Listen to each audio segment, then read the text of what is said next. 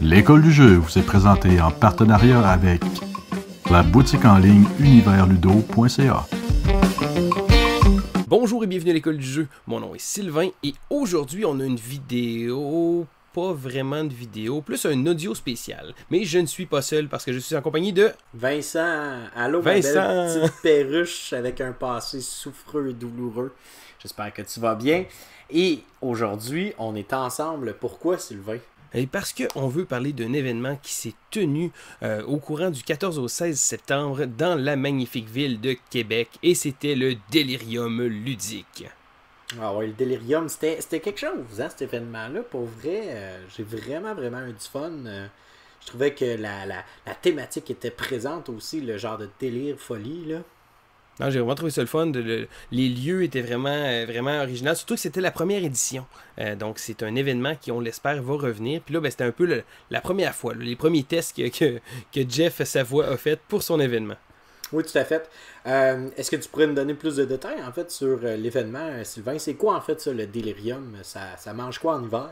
Mais qu'est-ce que ça mange en hiver, le Delirium? En fait, ça se trouve être un événement, on dirait tout inclus un peu. Donc, ça se déroulait du vendredi au dimanche. Donc, les gens pouvaient venir soit la journée ou soit passer toute la fin de semaine là. Donc, il y avait l'hébergement qui était fourni pour certains. Certains avaient justement la nourriture qui était fournie, la cafétéria. Mais au final, on avait un bâtiment à nous pour pouvoir jouer. Oui, tout à fait. Puis, ben écoute, parlant du dodo, ben moi, écoute, j'ai été là tout le week-end. En fait, je suis arrivé le vendredi soir. Théoriquement, j'étais censé aller dormir chez toi et finalement, avec tout le stock que j'avais, les jeux que j'avais emmenés pour jouer, les jeux aussi que j'avais emmenés pour vendre, parce que là-bas, il y a un bazar où les joueurs emmènent leurs jeux de société, puis ils peuvent les vendre en fait, et les joueurs qui sont sur l'événement peuvent tout simplement aller faire leurs petites emplettes ludiques là-bas à des prix quand même assez raisonnables. Bref, donc j'avais énormément de stock et finalement j'ai décidé de dormir sur place et j'ai été agréablement surpris, je dois t'avouer, du confort qu'il y avait. J'avais vraiment une belle petite chambre coquette, bien à moi. Il y avait, écoute, j'avais accès, c'est niaiseux là, mais tu sais, des plugs des plugs qui fonctionnent. Il y avait un petit robinet aussi, fait que ça me permettait de me brosser les dents, puis après ça, me coucher dans mon petit lit tout douillet. Écoute, c'était vraiment le fun. C'était vraiment un super bel endroit pour dormir. Puis sinon, écoute, pour le jeu, hein, on s'entend, ça a été quelque chose d'assez hot, hein? Effectivement. Moi, je suis allé seulement une journée, par exemple. Bon, étant de Québec, moi, c'était plus facile d'arriver là, mais je suis quand même arrivé là très tôt pour pouvoir profiter du maximum de ma journée. Et je suis parti aux petites heures du matin parce que les gens peuvent jouer, mais peuvent jouer aussi en manière continue. Donc, il y a des heures, certaines heures, je pense, pour les repas. Mais sinon, somme toute, on a l'espace qui est disponible. Il y a plusieurs salles différentes et on a pu jouer jusqu'à bien des heures assez folles. Oui, exactement. Écoute, je pense, toi, t'es parti à quelle heure, Sylvain? Je suis parti, vous étiez sur la fin de votre partie. Je dois être parti vers 2h30, 3h du matin, facile. OK. Moi, étant un habitué de ce genre d'événement-là, j'ai un rythme assez effréné où est-ce que souvent, bon, je me couche à 4h du matin, je me relève à 8-9h le matin. Fait que j'ai 4-5 heures de dodo dans le corps, puis je game en tabarnouche. Mais c'est le genre d'endroit qui te permet de faire ça. Puis écoute, après ça, ta bucket list, elle se coche assez rapidement, merci.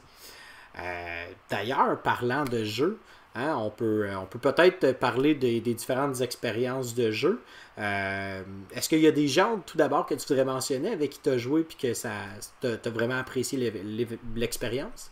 Ben en fait, ce que j'ai trouvé ça le fun de pouvoir côtoyer un paquet de gens. Les gens qu'on parle sur les réseaux... Moi, je suis très actif sur les réseaux sociaux. Puis c'est le fun parce que, bon, on apprend à connaître plein de gens. Mais c'est des gens qu'on côtoie pas nécessairement à tous les jours.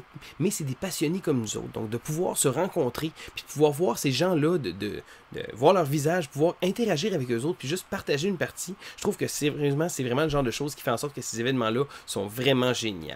Mais toi, Vincent, quel jeu t'a marqué pendant ton week-end? Écoute, il y en a plusieurs. J'ai eu énormément de plaisir pour chacune des parties, non seulement à cause du jeu, mais aussi de l'expérience, les gens autour de la table. Le premier jeu que je voudrais parler, c'est un jeu que j'attendais beaucoup, qui est sorti au Gen Con, puis qui n'est pas encore arrivé ici au Canada, ni en Europe, je pense. Et le jeu se nomme Good Graders. Good Graders, en fait, c'est une réimplémentation d'un jeu qui se nomme Thief Tashen. C'est un jeu qui est super simple, dans le fond. C'est un mécanisme que l'on appelle le I Split You Choose, où en fait il va y avoir une espèce de boss de la mafia, parce que tous les joueurs vont représenter en fait des espèces d'animaux thugs un petit peu. Moi j'étais un gros crocodile, David Couteau, professeur board game, c'était je pense que c'était un chien galeux. T'avais en fait, t'avais un renard qui était une espèce qui était caractérisé comme étant une femme fatale, bref, et chacun d'entre nous, en fait, on a l'opportunité de pouvoir peut-être être le boss, et le boss va recevoir, en fait, un certain montant d'argent qui est représenté par différentes cartes qui sont en fait, numérotées de 2000 à 5000 $, et le boss va diviser, en fait, le magot autour de la table. Et les joueurs sont libres de choisir s'ils acceptent la proposition, comment est-ce que le boss a divisé ça, ou s'ils refusent. Et ce qui est particulier en fait du jeu, c'est que la mécanique de base, elle est super simple. Parce qu'on fait juste en fait diviser le stock, et là après ça, tous les joueurs vont choisir secrètement une carte, soit qu'ils acceptent le deal, soit qu'ils refusent, et selon la majorité qui a été faite, ben là après ça, on va pouvoir soit récupérer l'argent qui nous a été donné, distribué, ou tout simplement on va changer le boss s'il y a une majorité de non.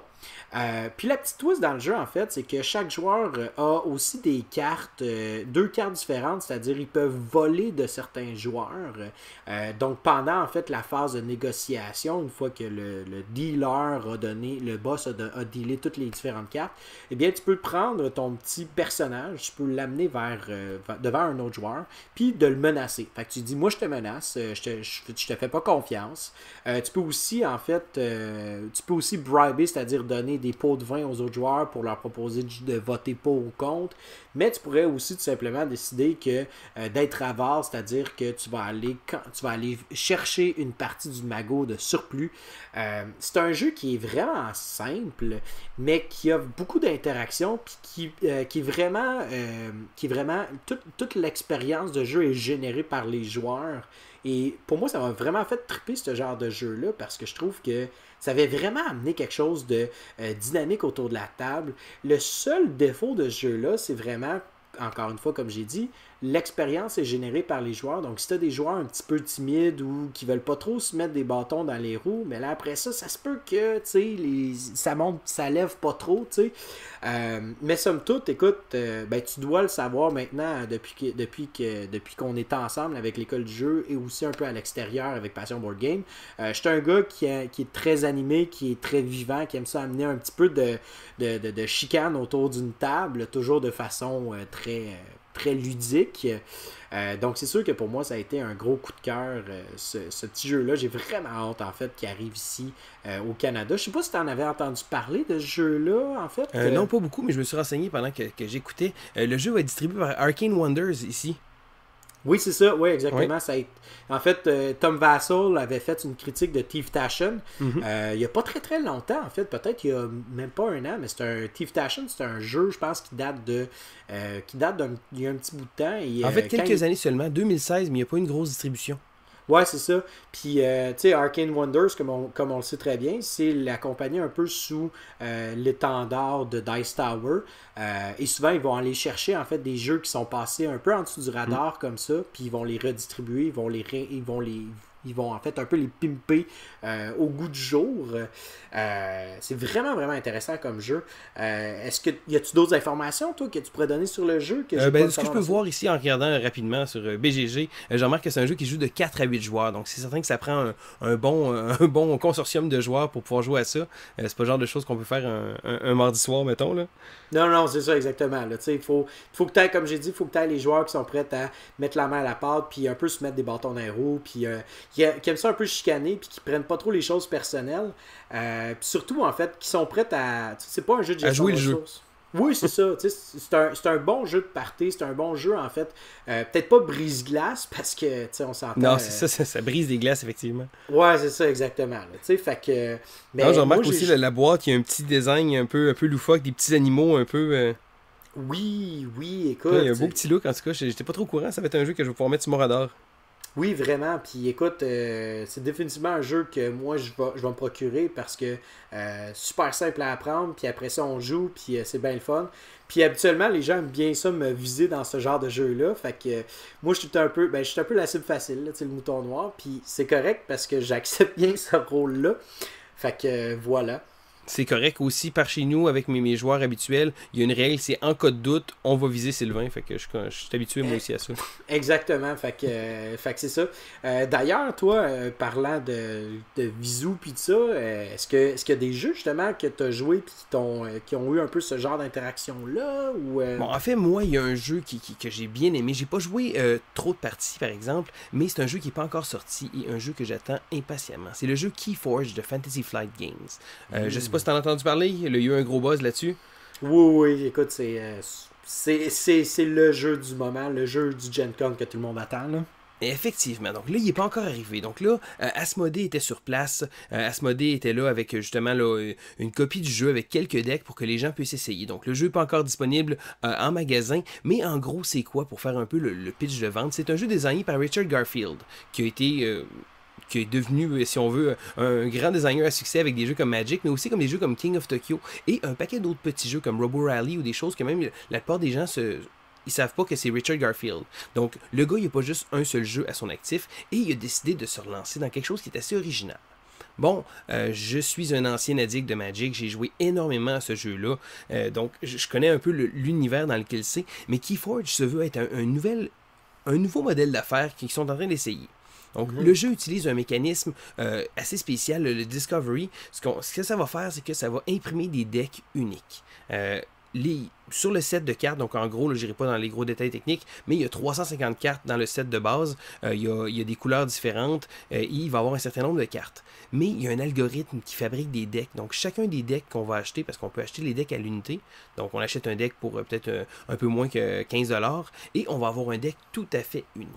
Donc là, il y a beaucoup de monde des fans de ce type de jeu-là qui font « Ah non, ok, oublie ça, non, on ne pourra pas fabriquer nos decks, c'est impensable, c'est une atrocité. » Puis la communauté était assez divisée. Moi-même, la première fois que j'ai entendu parler de Keyforge, j'ai comme « Oh, ok, non, je touche pas à ça, moi c'est vraiment pas pour moi, j'aime construire mes decks, des choses comme ça. » Mais Keyforge a un nouveau modèle d'affaires, puis après m'être renseigné un peu plus, j'ai vraiment trouvé le concept vraiment intéressant.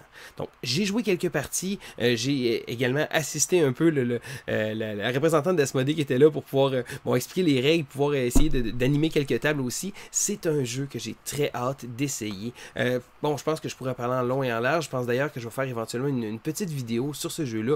Mais Keyforge, moi, c'est un jeu qui m'a vraiment allumé. L'expérience de jeu que j'ai eue a été vraiment géniale. Je ne l'ai pas encore assez joué pour pouvoir dire que mon idée est faite complètement sur le projet, mais j'ai vraiment hâte de voir ça sortir. Toi, est-ce que Vincent, c'est quelque chose qui t'intéresse, Keyforge, toi? Ben, écoute, j'étais très curieux en fait de vouloir l'essayer. Puis malheureusement, on arrivait bientôt à la fin du Delirium. Puis, j'ai pas eu le temps de l'essayer en fait. J'étais arrivé le dimanche, je voulais tenter le coup avec, dans le fond, le responsable qui était là. Mais malheureusement, ça n'a pas fonctionné. Mais quand même, j'en ai entendu beaucoup, en bien, en mal. Bref, on en a parlé en long puis en large, comme tu as dit. L'affaire, moi, qu'on m'a dit, par contre, c'est que les deux decks qui étaient là avaient l'air un peu... ils n'étaient pas tout à fait égal, ils n'étaient pas bien équilibrés. Est-ce que tu as eu ce feeling-là, en fait, toi? Ou, En fait, j'ai été du côté non équilibré, donc j'ai complètement oblitéré mon adversaire qui a quand même apprécié son expérience. Mais en fait... Le jeu n'est pas conçu nécessairement pour être balancé. Puis même Richard Garfield l'a dit, si le jeu était balancé, le jeu serait probablement très plate. Fait que c'est certain qu'il va y avoir des decks plus forts que d'autres, mais je pense que c'est dans la variété, dans le nombre de decks différents qu'il va y avoir éventuellement quand le produit va être lancé, que le jeu va vraiment prendre tout son envol puis tout son intérêt. OK. Puis c'est ça justement par rapport à ce déséquilibre-là. Est-ce que tu penses qu'à un moment donné, il pourrait avoir un marché de l'usager sur certains. Est-ce que tu penses que les decks, justement, étant donné qu'ils ne sont pas changés, parce que je pense que tu achètes un. C'est comme si tu achetais un paquet de cartes Magic, dans le fond, à 15-20$, mettons, puis que là, après ça, tu avais ton deck. C'est comme ça que ça fonctionne, Keyforge? Oui, tout simplement, c'est qu'il va y avoir un deck unique. Donc, en l'achetant, tu sais pas nécessairement à quoi tu vas t'attendre, mais même que moi, je serais pas gêné de pouvoir échanger des decks. Il y a certains amis que j'ai que, bon, je connais un peu plus le genre de jeu qu'ils vont faire, le type de joueurs qu'ils sont. Donc, c'est des decks qui seraient peut-être plus adaptés à eux autres. Mais c'est ce qui est vraiment intéressant, c'est que justement, 15$, un deck, il y a des bonnes chances d'être compétitif. Pas de changement, donc c'est pas la personne qui a le plus gros portefeuille ou quelque chose comme ça, c'est fait de manière aléatoire, puis je trouve que c'est un concept vraiment rafraîchissant. Puis pour 15$ le deck, je trouve que c'est à peine plus que ce que je payais pour des gros boosters de Magic, fait que ben franchement, moi, c'est certain que je vais l'essayer. Oui, ben, tout à fait. Écoute, c'est un jeu qu'il faut, que je pense qu'il va falloir tenter l'expérience, tenter le coup, là. Et voilà, fait que c'était pour Keyforge. Ben, écoute, je vais aller un peu. Dans le fond, le prochain jeu que je vais te parler va un peu, en fait, à l'encontre de toute cette espèce de ce principe mercantile qui se passe dans le monde ludique habituel. Je vais te parler, en fait, d'un jeu que j'ai joué avec JP d'ailleurs et Shani. Qui était Shani Tremblay, avec qui j'ai joué beaucoup de jeux. Vraiment, là, j'ai découvert un être extraordinaire en Shani. Si tu m'écoutes, Shani, je t'aime, puis j'ai hâte de te revoir. Dans le fond, c'est Sidereal Confluence, qui est un jeu, en fait, où est-ce que le but, c'est de pouvoir... Le but, en fait, c'est très simple, c'est de faire le plus de points, sauf que c'est un jeu où est-ce qu'on va faire de l'échange continuel entre les joueurs sur des ressources qui sont des cubes. J'en ai parlé à multiples reprises, ça a été mon numéro 1 dans mon top 10 des jeux de 2017, c'est dans mon top 10 de tous les temps, ce jeu-là est extraordinaire.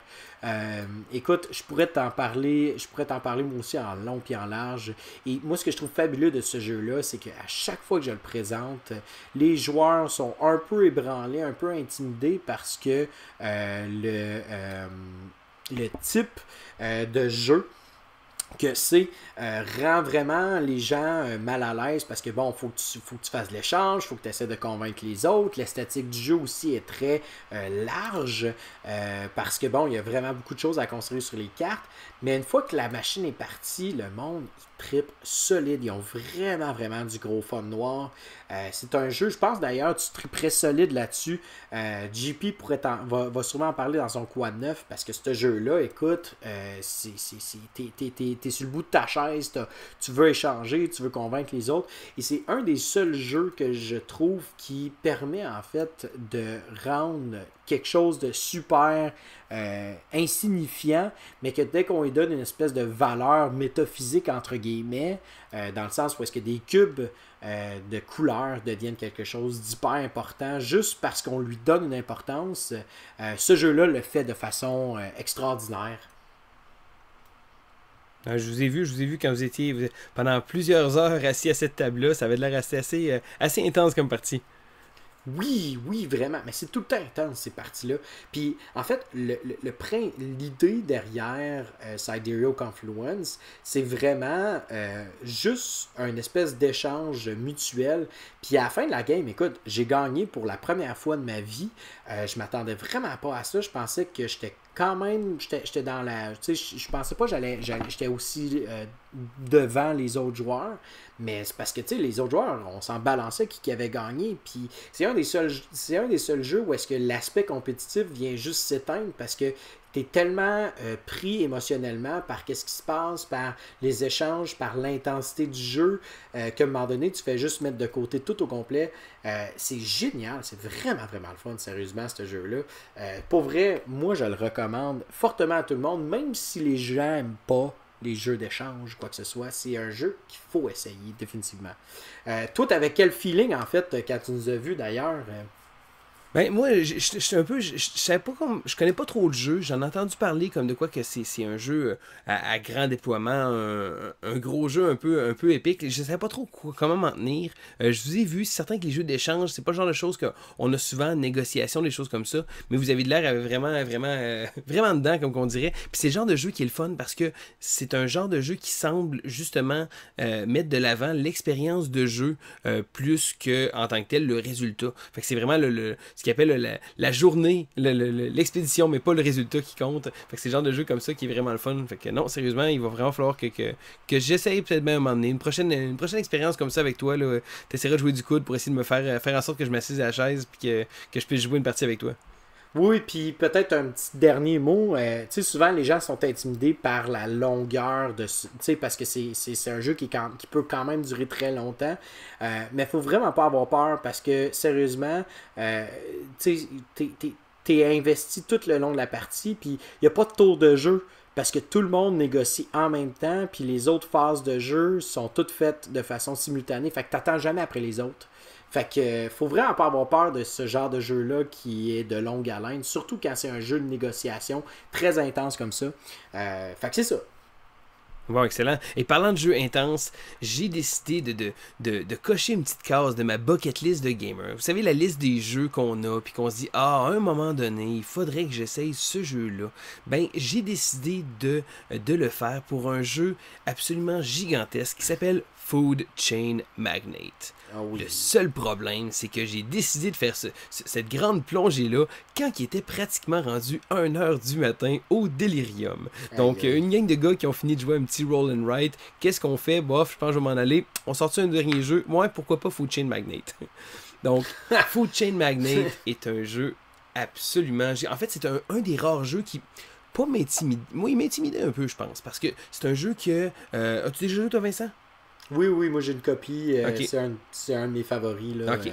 C'est un jeu qui prône beaucoup le fait que les joueurs qui ont déjà joué, ils connaissent le jeu, puis ils vont vraiment oblitérer les autres adversaires parce que c'est un jeu qui pardonne pas. C'est un jeu économique, très très précis, très très réglé au quart de tour. Donc à la base, j'étais un petit peu intimidé. Mais j'ai décidé de jouer une partie avec Jean-Philippe Auclair de Board Game Québec et Martin Montreuil de la Société des Jeux. Donc JP a décidé de nous montrer le jeu, lui c'était le joueur aguerri, mais il nous a dit qu'il allait nous prendre par la main puis qu'il allait être bien gentil en nous expliquant les stratégies de base et les choses comme ça. Fait que ça l'a aidé un peu à si on veut, au setup de base de commencer la partie à 1h du matin. J'ai été surpris de voir que les règles étaient pas si compliquées que ça. Il y a un aide de jeu qui est fait en forme de menu qui est absolument génial. J'ai trouvé que le jeu il s'expliquait bien. La base même du jeu était vraiment intéressante. Visuellement, bon, il y a beaucoup de monde qui trouve que c'est pas beau, c'est on dirait une feuille quadrillée. Moi, je trouve que le design graphique est épuré et vraiment très propre à lui. Donc c'est vraiment un jeu unique. C'est un splatter game, donc c'est un jeu qui est assez dispendieux. Il n'a pas été fait en beaucoup de copies nécessairement. C'est pas un jeu grand public. Puis je pense que c'est pour ça que j'étais un petit peu intimidé par Food Chain. Mais au final, on a joué une partie quand même assez courte. Pour jouer, je dirais que le jeu est vraiment bien pensé. C'est le genre de jeu qui a du potentiel de faire mon top 30. Même si j'ai pas joué souvent, même si c'est le genre de jeu que je sortirais pas souvent, j'ai trouvé que le jeu était intelligent. C'est certain que c'est un jeu qui pardonne pas, encore moins rendu à 2-3 heures du matin où que là on commence à trouver ça difficile et que les décisions sont moins réfléchies. Mais Jean-Philippe a été très gentil puis nous a tenu par la main pour nous montrer ce jeu-là. J'ai trouvé ça vraiment génial. Puis c'est le genre d'expérience de jeu que j'ai comme le goût de revoir, mais que je sais que je pourrais pas avoir nécessairement souvent. Je sais pas, toi tu dis que tu as une copie, est-ce que tu as joué souvent? Ben moi en fait j'ai 4-5 games, je te dirais, peut-être un peu plus que ça, je les ai pas comptés au complet, mais je te dirais, tu sais, je le sors très peu souvent, ce qui fait en sorte que, tu sais, mettons, le edge que je pourrais avoir le dessus sur les autres joueurs, ben je l'ai pas nécessairement parce que c'est toujours un jeu que je redécouvre, puis ça c'est la plus belle qualité de ce jeu-là, c'est que il y a beaucoup de stratégies qui sont très diversifiées, très différentes, et chacune d'entre elles sont valables, ça dépend juste du contexte et de ce que les autres joueurs font. Fait que pour moi, ça c'est quelque chose que je trouve qui est vraiment intéressant dans ce jeu-là. D'ailleurs, tu sais, toi, est-ce qu'il y a une stratégie que tu avais comme opté pour ou en fait, je me suis acheté un congélateur puis j'ai décidé de faire l'empire du burger surgelé. Mais je décide surgeler aussi mes boissons gazeuses. Fait que je pense que c'est peut-être pour ça que j'ai pas gagné la partie. Mais j'ai essayé de... Je dirais pas près d'une stratégie. En fait, j'ai essayé de survivre et maintenir la tête haute à travers cette partie-là. Oui, c'est ça. Puis en fait, parce que, tu sais, autre chose aussi, tu sais, oui, le joueur plus aguerri va avoir le dessus, c'est sûr. Sauf qu'à un moment donné aussi, d'un autre côté, tu peux ressentir que, tu sais, il y a quelque chose qui va se passer, puis soudainement, écoute, en un claquement de doigts, ça vire bout pour bout. Moi, écoute, tu sais, justement, quand j'ai joué avec JP Auclair, les deux dans le même tour, on a fait à peu près quelque chose comme 200 ou 300 piastres. On s'en est même pas rendu compte que les deux ont été rendus. Là, ça a juste été contextuel, vraiment, vraiment. Ça a juste été surprenant pour tout le monde. Je sais que Joe et JP, justement, on avait joué avec eux. Joe avait plus ou moins aimé l'expérience parce que justement, il traînait de la patte. Puis comme tu as dit, écoute, c'est sûr que c'est un jeu qui pardonne pas. Alors, mais dirons que ça reste un jeu qui est vraiment excellent, puis j'ai été vraiment impressionné. Oui, oui, vraiment. Écoute, est-ce que tu étais loin derrière eux autres? Non, en fait, on s'est tenu, je pense que Martin a terminé premier, j'ai terminé deuxième série avec lui, puis pauvre JP qui nous a montré plein de bons trucs, mais qui les a pas nécessairement appliqués, il a fini bon dernier malheureusement, mais je suis certain que pour avoir été 2h du matin, il nous aurait complètement lessivé. Oui, c'est ça, exactement. Est-ce que tu as eu l'impression que ce jeu-là offrait quelque chose? Est-ce que tu as déjà eu une expérience similaire? En fait, non, le jeu est très unique. Je pense qu'il y a comme deux côtés, je ne parlerai pas pendant trop longtemps non plus, mais il y a comme deux côtés. Le côté organigramme de compagnie qui se trouve être une sélection d'actions, et il y a ensuite le côté marketing, le côté placement, le côté gestion de justement de l'offre et la demande, que ça, j'ai trouvé ça un peu plus technique puis un peu plus calculatoire. Mais sinon, la première partie, celle-là de la sélection d'actions avec l'organigramme de compagnie, j'ai trouvé que c'était absolument incroyable comme concept, puis c'est pas quelque chose qu'on retrouve ailleurs. Puis ben franchement, je pense que c'est un mécanisme, une façon de faire qui mériterait d'être retrouvé à travers un autre jeu. Oui, définitivement. Écoute, pendant que toi, tu jouais à Food Chain, moi, je jouais à Nyctophobia. Hein? Peut-être, en fait, ce qui serait intéressant, c'est je vais offrir un peu ma perspective, puis toi, tu nous as regardé jouer, fait que ce serait intéressant d'avoir un peu la perspective du spectateur et du joueur, parce que... C'est assez différent. Oui, c'est ça. Parce que, tu sais, Nyctophobia a quelque chose de particulier, n'est-ce pas, Sylvain? Et effectivement, Nyctophobia est très, très spécial, parce qu'il nous manque un sens. Oui, le sens qui nous manque, en fait, c'est le sens de la vue. Et je dois avouer que j'ai réalisé en jouant à ce jeu-là à quel point le sens de la vue est énormément stimulé dans le jeu de société. Et là, éliminer ce sens-là fait en sorte que tu es complètement déstabilisé, tu te sens laissé pour compte, tu te sens seul dans ton coin, malgré que tu communiques avec les autres joueurs, les différentes, tu sais, ce que tu sens autour de toi, parce que le jeu, grosso modo, le contexte, c'est que on a des joueurs qui sont perdus dans une forêt et qui ont en fait des lunettes avec un gros verre. Plat, ce qui fait en sorte qu'il ne voit rien du tout, est un joueur qui est un peu l'animateur / le tueur, qui est son but à lui, c'est de venir tuer un de nous qui sont perdus dans la forêt. Et notre but, c'est de trouver en fait un espèce de petit truc pour un genre de modèle en plastique pour être capable de s'enfuir, qui représente un peu une voiture. Et pendant ton tour, c'est très simple, le tueur va prendre ta main, va le déposer sur ton pion personnel, et là, tu vas ressentir en fait les différents trous, les différents espaces qu'il y a sur les 4 points cardinaux de ton personnage. Et tu peux avancer, tu peux pas passer par-dessus des petits pions de forêt. Et si tu tombes en fait sur le tueur, eh bien le tueur va t'attaquer évidemment. Tu peux récupérer des roches, faire du bruit, tu peux te cacher. Et je dois t'avouer, je me suis vraiment... J'avais pas les...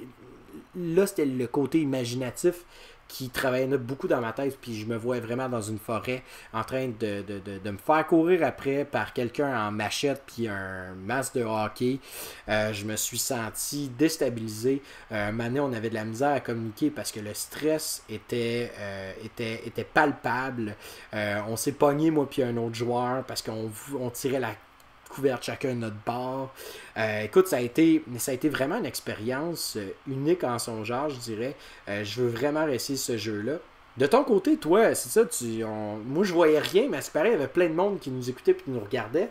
Oui, en fait, pendant que vous jouez à ça, vous avez toutes vos petites lunettes fumées puis que vous avez l'air des petits joueurs de poker, ça a été intéressant parce qu'il y a quelques personnes qui se sont ramassées autour pour regarder un peu l'expérience. Je dois vous admettre que c'est pas le genre de choses qu'on voit souvent, d'avoir justement les joueurs qui manquent complètement un sens comme ça. Donc je me suis installé à table puis j'ai regardé un peu. Là, j'ai pas assisté à toute la partie parce que je me remettais d'une longue et difficile partie de Food Chain Magnate, mais en regardant ça, j'ai trouvé ça tellement original. On voyait là, justement le fait qu'on touchait.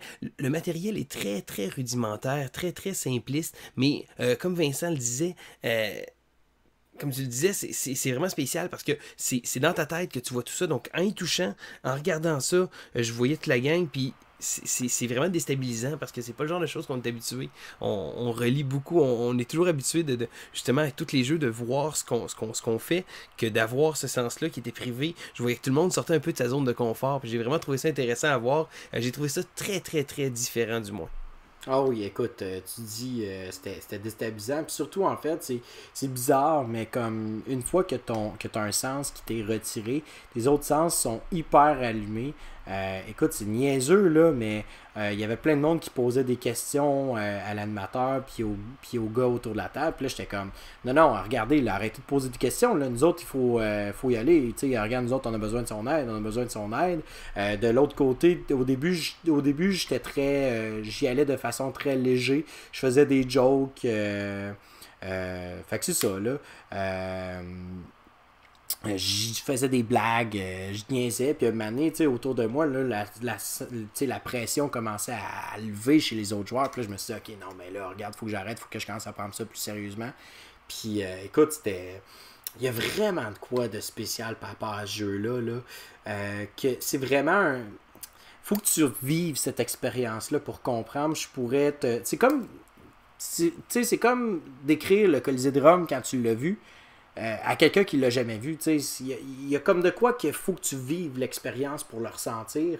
Je sais pas si tu comprends un peu ce que je veux dire, Sylvain. Ah oui, mais c'est certain que j'ai pas vécu l'expérience comme toi, fait que je trouve ça intéressant de voir justement ta perception des choses, de toi qui a mis ces petites lunettes fumées là puis qui a été assis à cette table là. Ah ouais, écoute, en tout cas, ça m'a... tu sais, puis la grosse critique souvent qui est arrivée, tu sais, j'en ai entendu dans d'autres podcasts, pourquoi j'étais comme super motivé aussi d'ailleurs, c'est parce que je travaille avec des jeunes qui ont des déficiences visuelles, je leur enseigne l'anglais, donc déjà là, moi là-bas, j'étais déjà intéressé à ce jeu-là, puis en plus, il y avait plusieurs personnes qui en parlaient en positif, on critiquait souvent comme la qualité du matériel, mais tu sais, T'as les yeux bandés, là, tu vois pas le matériel. Là. Hey, si grave que ça, que là, le matériel soit pas esthétiquement beau, puis qu'il y ait des fautes sur les cartes. Rendu là, moi je suis pas d'accord. Là, à un moment donné, on peut passer par-dessus ce genre de détails-là. Surtout quand un jeu te propose un matériel minimaliste, mais qui te propose une expérience ludique complètement sautée comme ça. Là. Ça me dérange pas qu'il ait mis 2 S à Trees, tu sais. Oh non, non, mais sérieusement, moi je suis vraiment impressionné parce que c'est vraiment de quoi différent. Tu sais, je sais que t'as été un gros fan de The Mind qui proposait quelque chose de différent. Ben là, Nyctophobia rend ça, mais encore plus. On va chercher vraiment quelque chose qui sort les gens de la zone de confort. Puis je sais que c'est le genre de petit buzz que toi t'apprécies particulièrement. Ah oui, vraiment.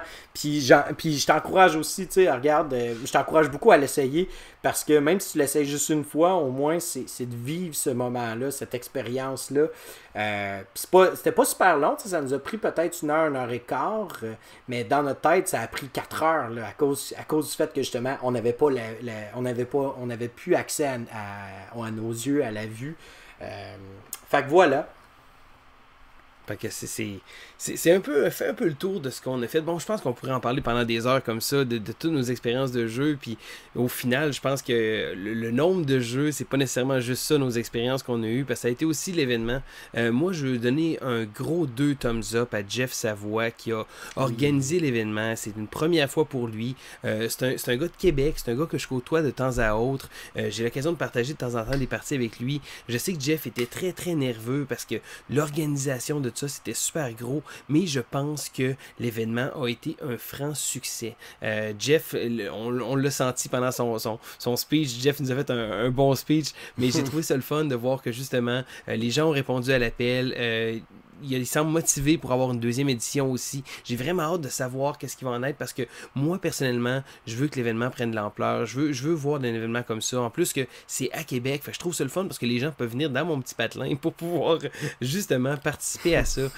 Moi, j'ai pas souvent l'occasion d'aller au Jab ou des événements comme ça. C'est un peu à l'extérieur. Toi, je sais que Vincent, tu y vas tout le temps au Jab. Puis je connais beaucoup de monde aussi qui y vont. Mais d'avoir de quoi à Québec, un peu de rassembleur comme ça, j'ai vraiment trouvé que c'était une expérience absolument géniale. Vraiment différent. Puis sérieusement, je pourrais passer mon temps à parler de tout le monde avec qui j'ai joué. J'ai pu jouer avec Dave. J'étais vraiment content de pouvoir jouer avec lui à Spirits of the Wild. J'ai aussi joué une partie de Stockpile avec Gabriel, avec David. J'ai aussi eu un paquet d'amis puis un paquet de gens que je côtoie justement souvent. Puis j'ai vraiment trouvé ça génial. Fait que moi, ben mon petit mot, c'est félicitations Jeff. Ça a été une solide job. J'ai hâte de voir qu'est-ce que le Delirium va nous offrir pour les années prochaines. Puis ben, c'était ma petite appréciation. Toi, Vincent, qu'est-ce que t'en as pensé? Ben, moi, premièrement, ben, tu sais, je peux parler, en fait, justement, du Delirium versus d'autres événements. Je trouve que la première chose à noter, c'est le taux de participation qui était vraiment élevé. Avoir 250 personnes, quasiment 250 personnes, je pense, dans un événement au total, tu sais, à sa première édition, dans tout hobby confondu, c'est vraiment quelque chose d'assez extraordinaire que Jeff a accompli. Je dirais, il y a beaucoup de gens qui ont... Il y a eu des petites critiques ici et là, mais c'est rien de majeur. Ça a tout le temps été des petites affaires super simples qui peuvent se régler en un claquement de doigts l'année prochaine. Moi, j'ai hâte à cet événement-là. Puis surtout, en fait, ce qui est intéressant, tu sais, Sylvain, tu dis que c'est à Québec, puis c'est parce que, tu sais, mettons, on parle des Jabs. Les Jabs, c'est un peu... C'est la Rive-Nord de Montréal. Ça peut permettre, en fait, à des gens de Gatineau, par exemple, de participer à l'événement. Ceci étant dit, Québec étant davantage centralisé dans la province, ben ça permettrait aussi à des gens, mettons, de Rimouski, du Saguenay, de Montréal, de Trois-Rivières, Rivière-du-Loup, name it. Tous ces endroits-là sont définitivement plus près de Québec que, mettons, peut l'être Montréal et ses environs. Fait que pour moi, je pense que c'est vraiment un endroit clé. Vraiment, c'est quelque chose que je trouve... j'ai trouvé que c'était super le fun.